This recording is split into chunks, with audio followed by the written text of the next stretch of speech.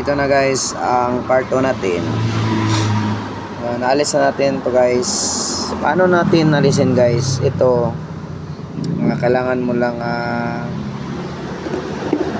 ito guys, paluin mo lang guys yung magkasya sa ano, yung lalagyan ng piston pin guys. Dito guys, paluin mo lang guys ng martelyo. Tapos guys, palitan natin ang yung pin guys. Saan ba to yung ito ang palitan natin guys. Ito sira na yan, hindi na yan pwede ibalik natin guys. Gawin natin, palitan ito.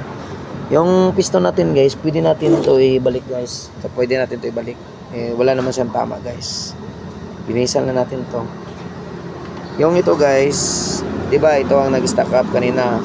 Ang gawin natin guys, kumuha ka ng sandpaper guys na pwede, ito 240 guys.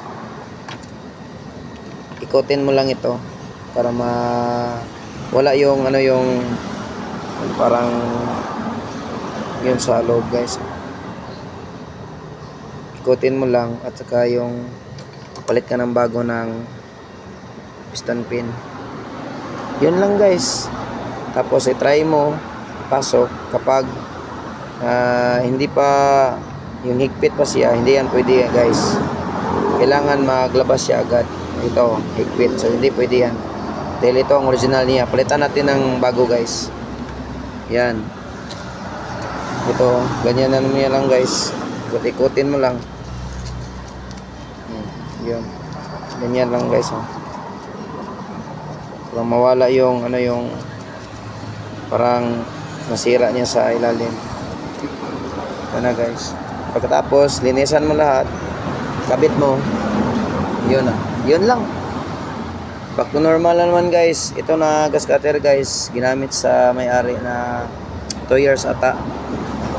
Hindi siya naniniwala guys sa akin. Yung una niya nagdating dito, nagpunta dito sa shop, hindi siya maniwala na wala daw carbon.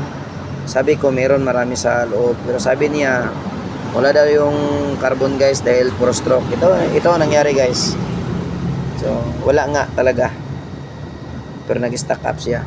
Okay lang guys, patuloy tayo.